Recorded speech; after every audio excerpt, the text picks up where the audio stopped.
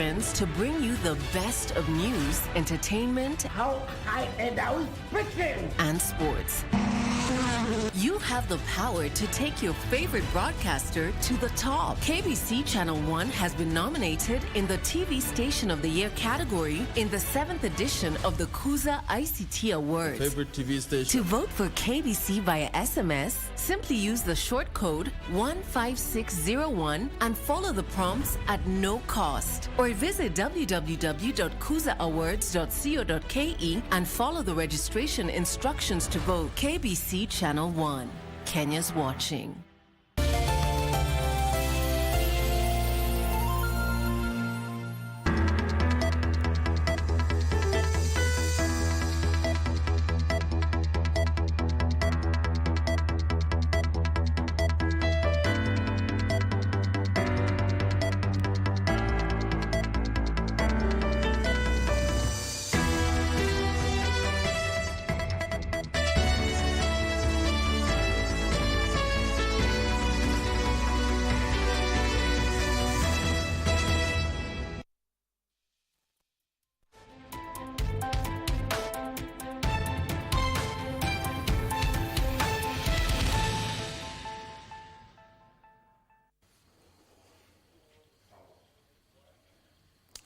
We are halfway through the month of May. Welcome to our broadcast at this hour. My name is Abdiaziz. Hashim. My co-anchor is Brian Muraru. Sit aboard at least for the next 30 to 40 minutes or so to get the latest here in the country and beyond our borders. Talk to us also on our social media platforms at Abdiaziz Hashim 1 and at KBC Channel 1.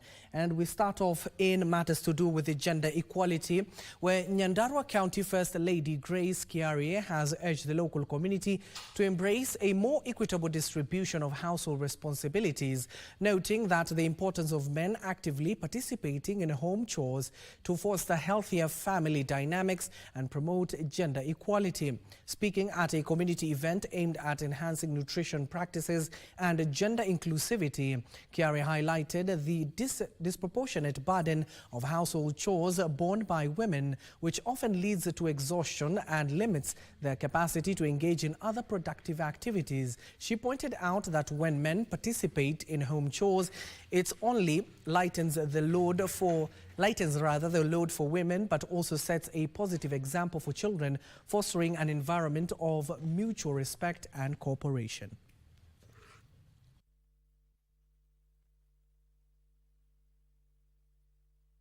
Uamuzi ambao wameamua ni kwamba watakuwa wakiwasaidia wamama kufanya majukumu mengine. Wametambua ya kwamba majukumu mengi wameachia wamama peke yao kufanya. Na kama sio wamama pia wanaongeza watoto ndani yao. Kwa hivyo wamesema ya kwamba watahusika.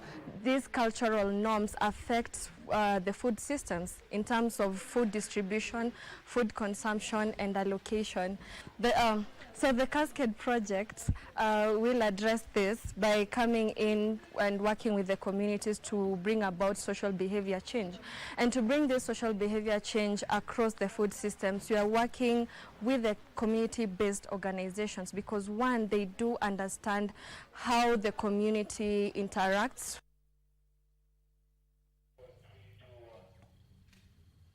Elsewhere, Kajiado Governor Joseph Olelenku has come under intense scrutiny following his alleged involvement in the Kekonyokinye Trust Land Officials election campaign.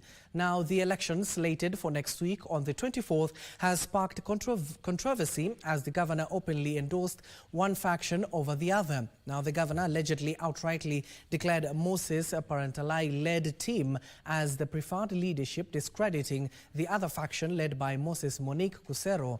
Agitated community members have since condemned the governor's remarks, saying it has created tension, division and confusion and cast doubt over the transparency over the elections.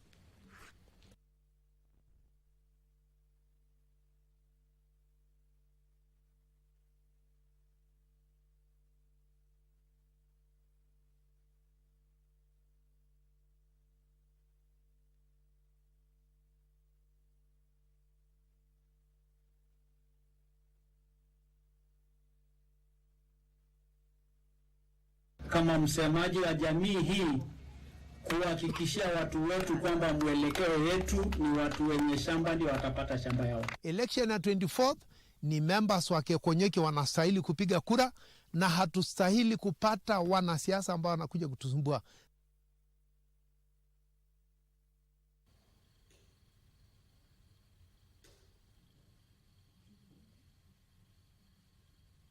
Now to a rather unfortunate incident where property worth millions of shillings was reduced to ashes Thursday night after a fire razed down a dormitory at Pentagon Academy in Migori County. According to a head teacher of the school, Philemon Abongo, they were able to contain the fire with the assistance of officers from the Migori County government. Fortunately, no one was injured in the incident. We have been having challenges within the line in the neighboring community, and we believe that that is exactly what took place, and will rather advise the Kenya Power so that at least they come and rectify the situation in the neighboring community so that we don't have this incident again in any other place. The community around tried what they could do to ensure that the fire was put off, and then again to the fire extinguisher from the county government, they made their attempt. Though it was a bit late, but they came at the right time, and what they rescued is what they did. Leaders in Tana River County have asked the government to allocate special funds to fund the rehabilitation of schools damaged by floods. Galole Member of Parliament Said Hirbai says it will be difficult to fulfill the President's call to rebuild schools damaged by floods if an emergency fund is not allocated. Civil society groups in the county have appealed to non-governmental organizations to help rebuild the 6 affected schools. Darasa la chekechea mawili yameenda kwa mto, jiko la shule mzima limeenda kwa mto, na maofisi ya walimu na store ya vitabu, store ya chakula, yote vimeenda kwa mto, na huo mto unaendelea kusongea maeneo ya madarasa yale mengine. Tunaomba serikali Tana River iangaliwe, kuwe na special program kwa sababu ya hii infrastructure ambayo kwa inahitajika saa hii tujenge. Serikali iwe na mfuko ambao kwa wataweka kando ili washughulikie shule hizi za Tana River. Hawa watoto wapate kurudi shule kama wale wengine sehemu zingine za Kenya.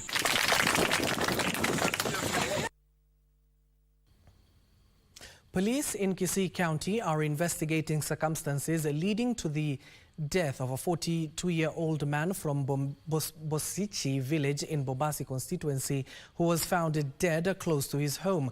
Now, Stephen Mabeandigwa's body was found mutilated with serious head injuries about 65 meters from his compound. The body of the deceased has been taken to the Ogembo Hospital mortuary as investigations continue. Residents in the area have decried the rising cases of insecurity.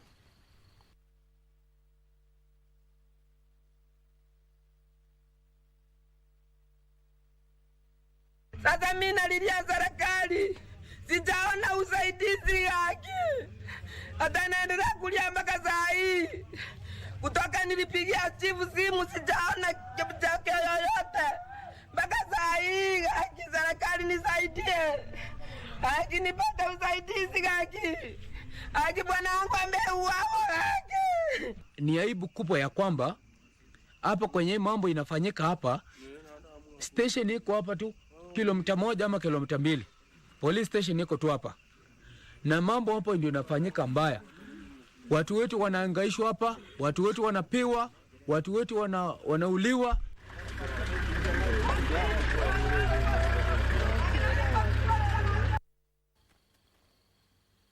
Elsewhere, livestock herders in Samburu County are appealing to the Ministry of Environment, Climate Change and Forestry to revoke a directive preventing livestock from grazing in gazetted forest. The herders, who have vowed to continue protecting forests, say the decision might elicit conflict over pasture. Now, on Monday, the Climate Change and Forestry Cabinet Secretary Soipan Tuya announced a ban on grazing, saying all public forests will be demarcated and fenced to keep off encroachers.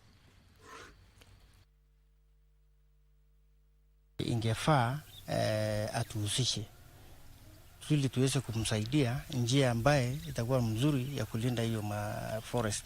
Mambo na upanzi wa miti, ikipandwa miti ng'ombe inakuja kula ama mbuzi. Hiyo ni challenges kidogo sana ambaye tungeweza kusema mahali ambaye tumepanda miti kama sasa Kirisia tumepanda zaidi ya miti 16,000 na hiyo area tunashunga. Tukichaacha kuchunga forest, kuchunga ng'ombe ndani ya forest ni shida kubwa kwetu, kwa sababu tumewaona 1980 moto imetoka east mbaya ikaenda kwa plantation ikamaliza mamiti kabisa. Ndio sababu hata moto ya kubwa sana ilifamia forest yetu, na forest hii yetu ng'ombe ndio inakata nyasi. Tungeomba yeye tu afuatie ng'ombe tuchunge, kwa sababu saa hii hatuichi ndani ya forest. Tumekuwa tukitenga sehemu ambayo itakuliwa na mifugo wakati kutakuwa na kiangazi. So kwetu tunaona kama grazing si changamoto kwetu, ni kitu ambayo tunaweza fanya. Mahali ilipandwa miti tuko mstari wa mbele kuhifadhi miti hizo hadi zitakapokuwa refu. Tunaomba ya kwamba wasee wa kamati ya nyasi grazing bado tu tunafanya hiyo kazi, kuangalia kwamba forest hawezi haribiwa, kwa sababu tumeona sasa tangu tulipotoka kwa area yetu forest imekuwa.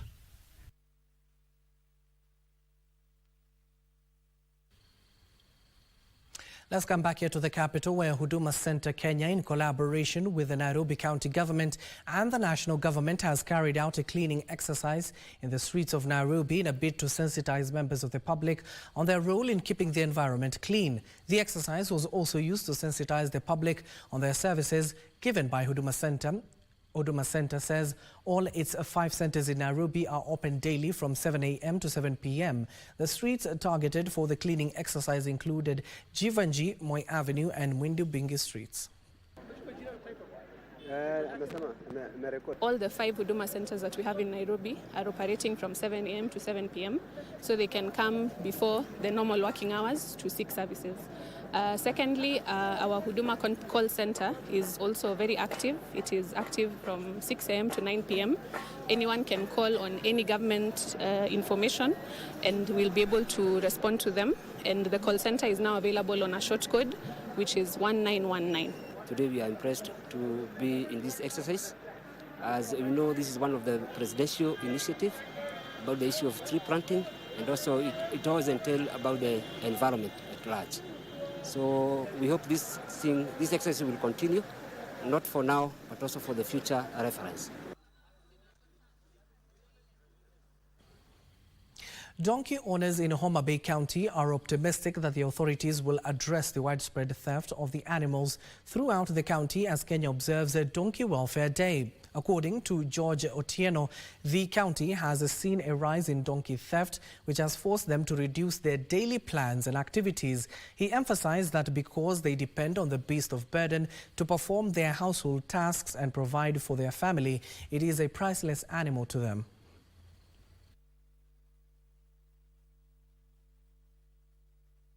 This donkey, obviously, life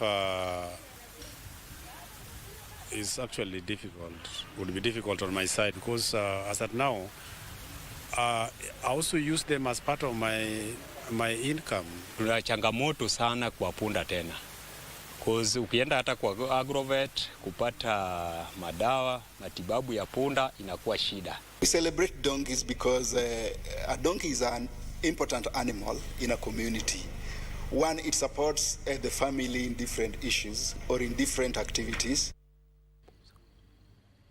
Elsewhere, a delegation team from Eswatini, popularly known as Swaziland, has toured Murang'a County for benchmarking on devolution as it aspires to adopt a devolved system in its kingdom. The national government recommended Murang'a be used for the benchmarking, citing the several programs that has been established. Now, Shkumbuzo Dlamini, who led the delegation, said they are out to learn the best practices from the other African countries that have already embraced devolved systems. Governor Irungo Kangata said devolution has helped improve service delivery to the people, adding that with prudent utilization of resources and management skills, more benefits can be realized.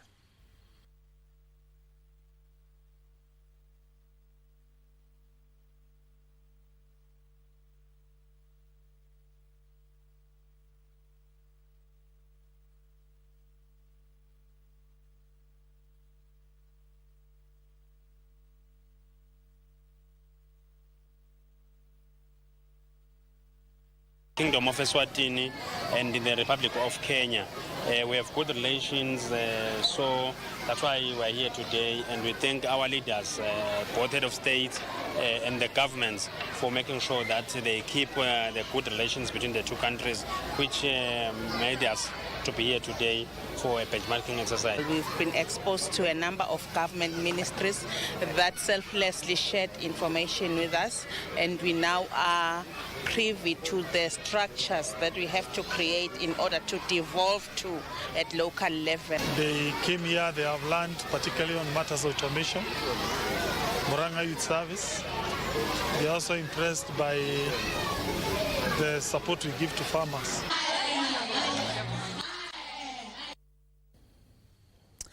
Now it is exactly 12 minutes past the hour. We need to take a short commercial break, but when we come back, we're still following on a crucial meeting that is currently happening at the Jumuiya Conference Center. That is the Limuru 3, that is currently being led by none other than NARC Kenya Party leader Martha Karua. Stay tuned for that.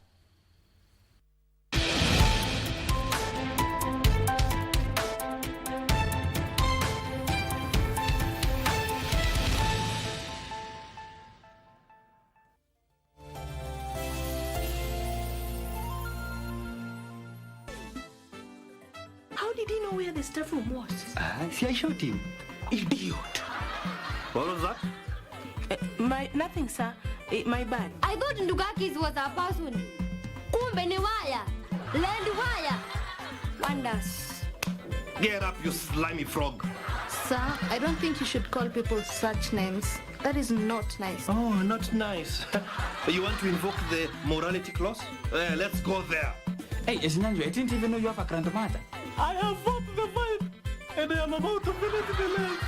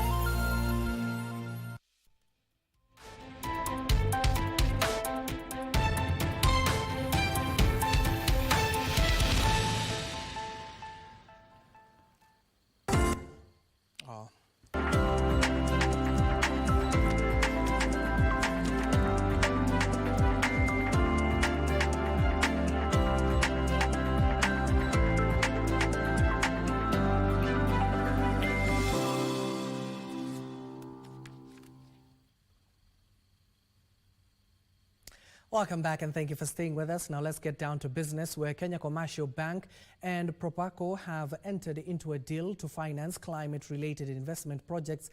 And in Kenya, the two institutions signed a 12 billion credit line on the sidelines of the 2024 Africa CEO Forum in Kigali. Two projects that prioritize environmental sustainability and high social impacts, particularly in the health and education sector. The project is expected to maintain nearly 100,000 jobs in the various sectors financed, especially in small and medium-sized enterprises sector. The partnership underscores a shared commitment to fostering sustainable development, economic resilience, and gender equality in Kenya, thereby advancing sustainable development goals. Meanwhile, CIC Insurance Group PLC reported a profit before tax of 2.5 billion shillings for the year ended December 2023, compared to the restated profit before tax of 823 million shillings recorded in 2022, representing a 20.9% growth. The group's insurance revenue grew by 23% to 25.4 billion shillings in 2023. Total assets grew by 16% to 50.3 billion shillings. Profit after tax grew to 1.4 billion shillings in 2023. Investment income return grew by 14% to 2.9 shillings billion. Other operating expenses increased from 1.3 billion shillings to 1.5 billion shillings, a 10% increase in line with the overall business growth. Assets under management increased from 127 billion shillings in 2022 to 146 billion shillings in 2023, with no restatement of 2022 figure. The strong performance was attributed to the growth in insurance revenue and improved investment income during the year. The business maintained a growth trajectory driven by the execution of transformational initiatives focusing on customer experience, performance management, digital transformation, research and innovation, among others. Edna Murungi for Lunchtime News.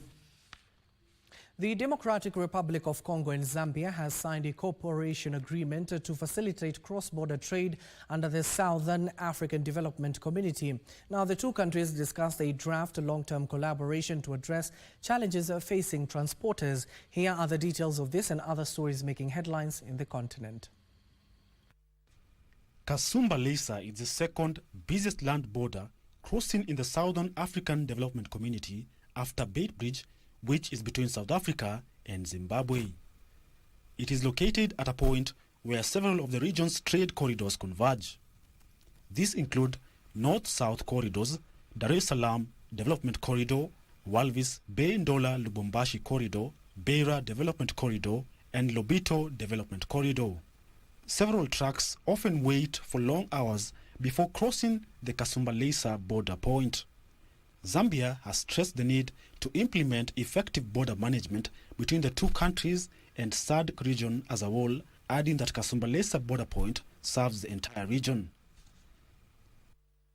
Meanwhile, the government of Egypt has signed a land access agreement with the United Arab Emirates state-owned renewable energy company for $10 billion.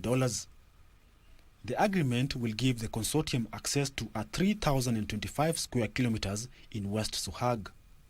The wind project will produce 47,790 gigawatts of clean energy annually and cut around 9% of Egypt's annual carbon emissions by displacing nearly 24 million tons of carbon dioxide annually.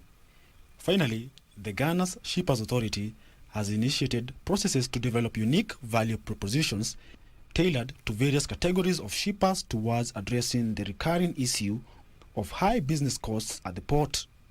The initiative is to facilitate access to needed services provided by the Ghana Shippers Authority while simultaneously reducing port and cargo destination costs.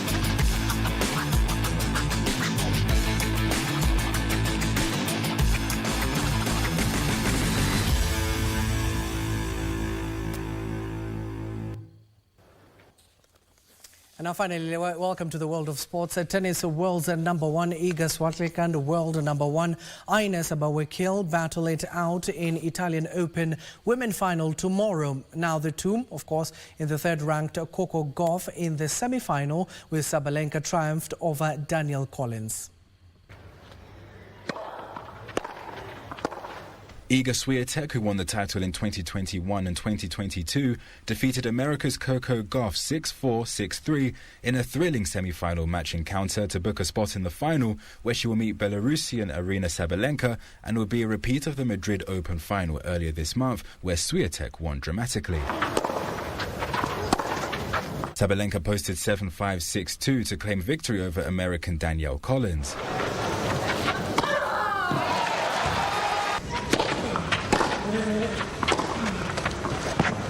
In the men's matches, Chile's Nicolas Jarry claimed a 3-6, 7-5, 6-4 win to reach his first ATP Masters 1000 semi-final against 7th place Stefanos Tsitsipas and will face Tommy Paul in the last four.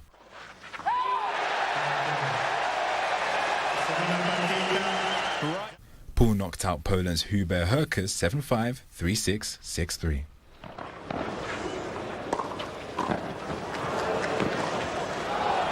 Yeah, it's nice tennis. Now to football matters, where Leeds United beat Norwich 4-0 on aggregate in the Championship playoff semi-finals to book a place in the finals against either Southampton or West Bromwich Albion, who face off today in the other promotion semi-final playoffs. Now Leeds took the lead in the 7th minute through Ilya Grev's long-range free kick. Now Joe Pirro made it 2-0 13 minutes later when he headed in Willy Grant's cross. Jorginho Rata also scored the third before the break as Leeds United ran riot over Norwich. Now Somerville put matters beyond doubt with the fourth goal in the 68th minute as the home team faced their return to the English Premier League. Now their fate will be decided in the Championship playoff final at Wembley on Sunday, the 26th of May this year. Problems at your hat. Nyonso is seeking out. More problems here for Norwich. If Peru can get the pass right, can Somerville get it under control?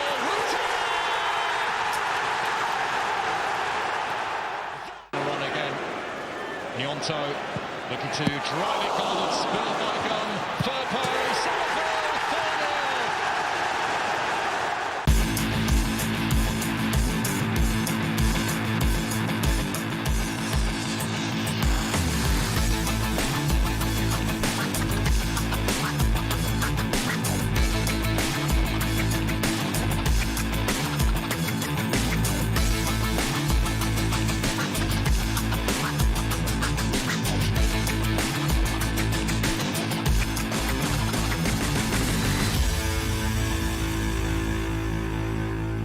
Now back to one of our top stories this afternoon. I told you earlier there was a Limuru 3 meeting that was currently ongoing at the Jumuiya Conference Centre. I want to take you live there, given that the meeting is being led by none other than NARC Kenya Party leader Martha Karua and a host of members who have attended that particular briefing. You can see our reporter Giverson Minor has been following on that particular bit. So Giverson, what have they been able to agree upon when it comes to Mount Kenya region?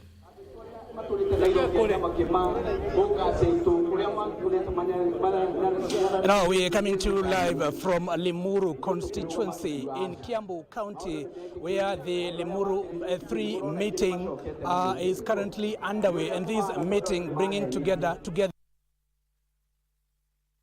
from the Mount Kenya region, and they include, of course, one NARC Kenya Party leader Martha Karua, of course, Secretary General of Jubilee Party Jeremiah Kioni. Of course, I've also seen former Governor Laikipia One and Derito Mureithi. Of course, other members of Parliament, especially from Jubilee Party, have also joined in, and this includes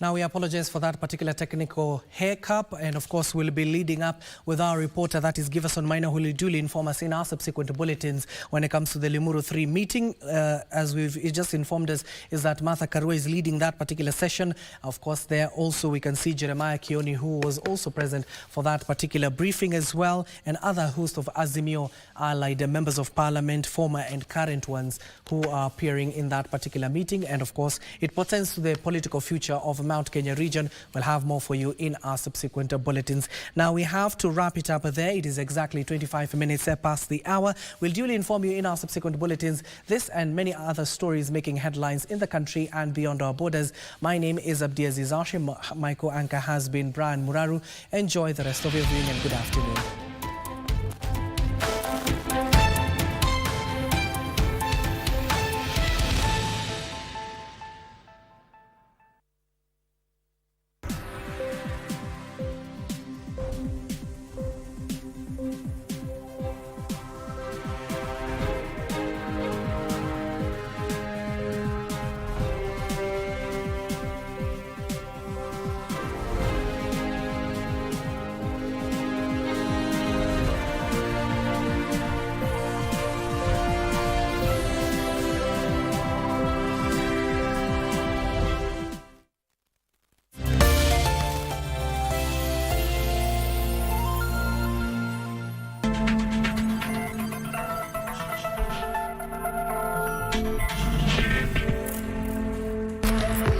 Cities and transport agencies are collecting more traffic data than ever before, with cameras, sensors and other technologies all being deployed. The aim? To optimise commutes and reduce the number of unused vehicles on the road.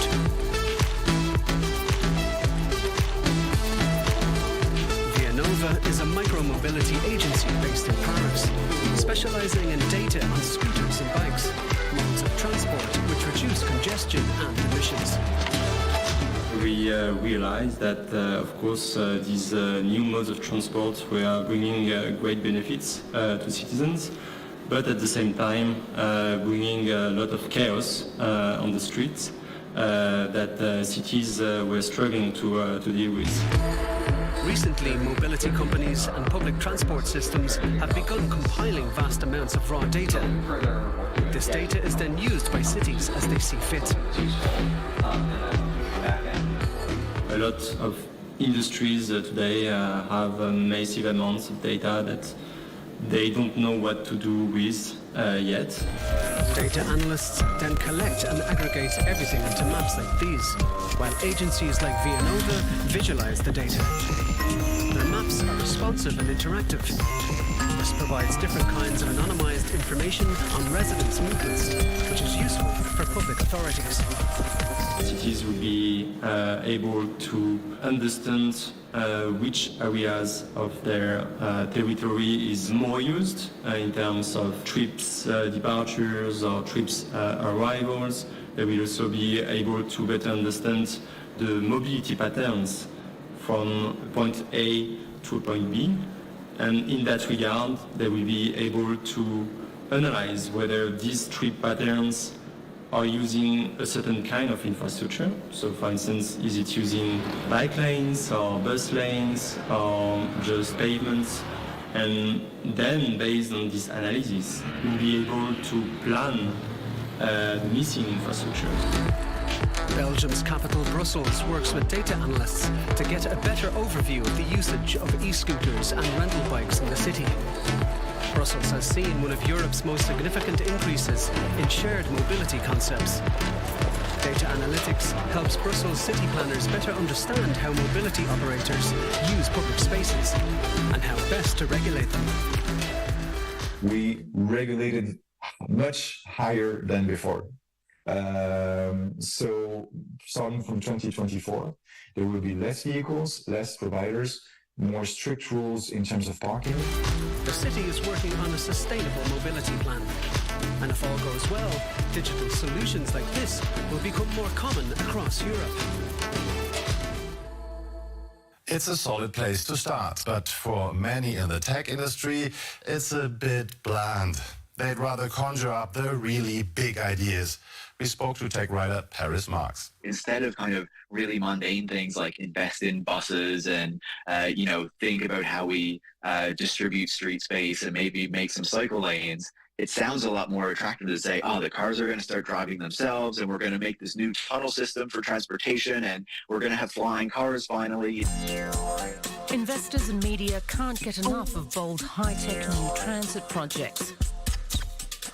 One of the most glaring examples is Hyperloop, a high-speed, above-ground vacuum tube popularised by Elon Musk in 2013. British billionaire Richard Branson, owner of Virgin, also supported it. In 2017, construction began. Passengers were to travel 1,000 kilometres an hour across the US, India and the Middle East. But the closest this came to materialising was a single test reaching just 160 kilometres an hour. And the costs were far greater than predicted. Undeterred by the failure above ground, Musk opted to go underground. First, he pledged